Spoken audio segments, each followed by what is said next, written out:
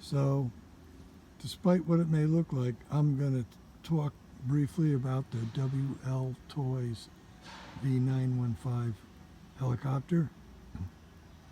And I spent a number of hours trying to determine how you can replace the battery easily, if at all. And what I have come to find out, I don't have a final solution, and I'm waiting to receive this helicopter, but looks like the way you are going to have to do it is you're first going to have to take the top half of the front cockpit off. It looks like it's held on with a number of screws. That will give you access to where the battery power wire is plugged into the circuit board. You can't get it, I don't believe you can get it by simply pulling on the battery.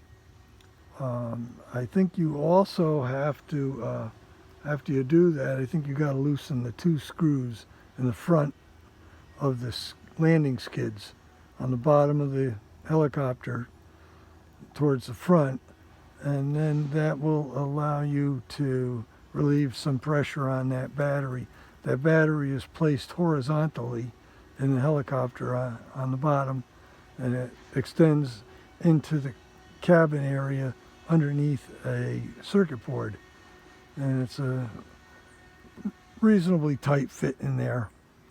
So what I'm proposing to do, and I will create a video and I will publish it, but I'm not going to be able to get this helicopter for a few more weeks,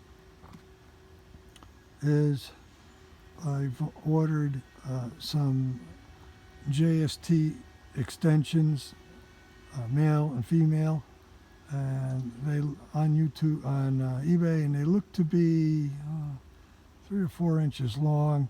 What I'm going to try to do is plug one of them into the JST connector inside the cabin of the helicopter and extend it out somewhere.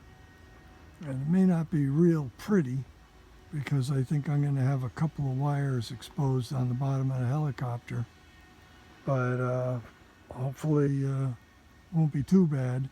And then I'll plug the battery in so that the balance cord and the power cord of the battery are facing out towards the gear on the bottom.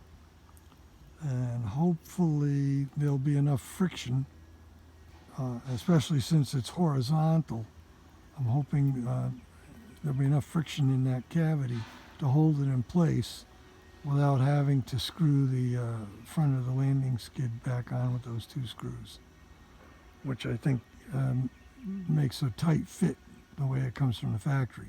So if you people get this message before me and somebody wants to make a video demonstrating that, that would be good, because I've watched any number of videos on this helicopter and I didn't notice any of them addressing that possible design issue.